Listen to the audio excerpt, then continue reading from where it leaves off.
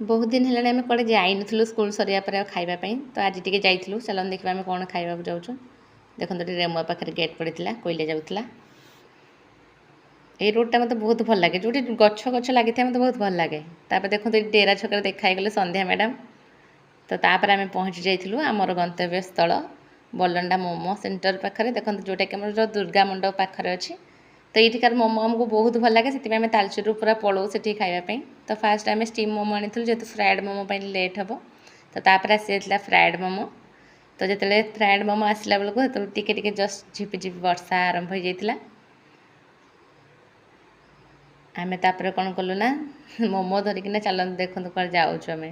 तो गोटे दुकान बंद होगी अच्छी तो सेठिक आम पलैलु खावाई एठिकार मोमो तो आमको बहुत भल लगे तो आपण मैंने जब टेस्ट केवे करना तो जाइन करेंगे टेस्ट करेंगे देखिए बहुत बढ़िया लगे टेस्ट रही धन्यवाद।